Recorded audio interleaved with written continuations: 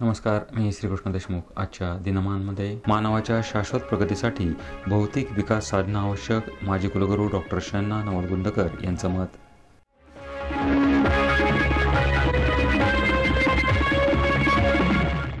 मानवाच्या शाश्वत प्रगतीसाठी भौतिक प्रगतीबरोबरच आध्यात्मिक उन्नती देखील आवश्यक आहे, असं मत माजी कुलगुरू डॉक्टर शण्णा नवलगुंदकर यांनी व्यक्त केलं आहे. ज्येष्ठ ज्योतिषतज्ञ आदिनाथ साळवी संचालित गुड मॉर्निंग विधिलिखित ग्रुपच्या वतीनं जनकल्याणासाठी शंकर महाराज मठ इथं 15 ते 19 ऑक्टोबर दरम्यान आयोजित करण्यात आलेल्या महायज्ञाच्या समारोप समारोहात ते बोलत होते. यावेळी पद्मविभूषण डॉक्टर के संचेती, पुणे श्रमिक पत्रकार संघाचे अध्यक्ष श्याम दौंडकर आदी उपस्थित होते. या कार्यक्रमात विधिलिखित ग्रुपच्या वतीनं समाजासाठी उपलब्ध करून देण्यात आलेल्या रुग्णवाहिकेचं लोकार्पण डॉक्टर संचेती यांच्या हस्ते करण्यात आलं. डॉक्टर संचेती सरांच्या हस्ते लोकार्पण होते आहे. लोकार्पण झालेले आहे. 10वी शिकणाऱ्या 1000 गरजू विद्यार्थ्यांना नवलगुंदकर यांच्या हस्ते 21 अपेक्षित प्रश्नसंचाचं मोफत वितरण करण्यात आलं.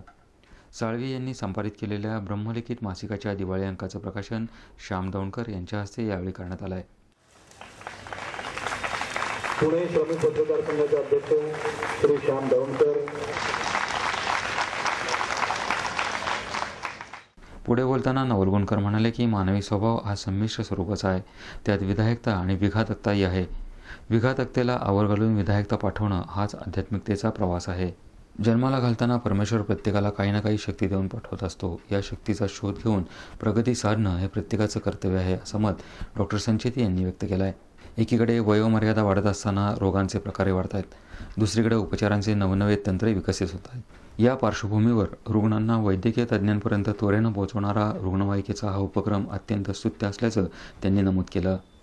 आणि पण मंगेश म्हणाला की ही बाहेर लोकांना वापरणारा मिळू नये म्हणून.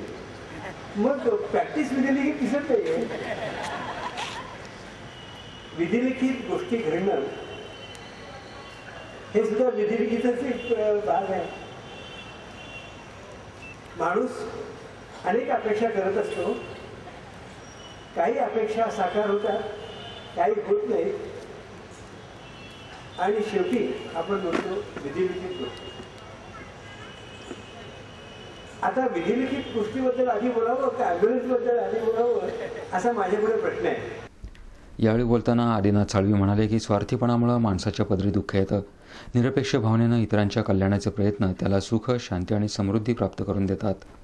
गुड मॉर्निंग विधिलिखित ग्रुपच्या माध्यमातून सर्वांना सुख, शांती, समृद्धी आणि स्थैर्य मिळण्यासाठी पुण्यामध्ये 15 ऑक्टोबर 2010 ते 19 ऑक्टोबर 2010 या कालावधीमध्ये जनकल्याणार्थ महायज्ञाचे आयोजन केले होते.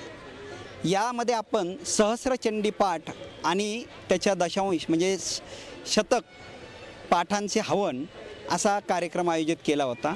हा कार्यक्रम पुण्यामध्ये शंकर महाराज मठ, पुणे सातारा रोड इथे आयोजित करण्यात आला होता. आज त्या कार्यक्रमाचा सांगता सोहळा इथे संपन्न होत आहे.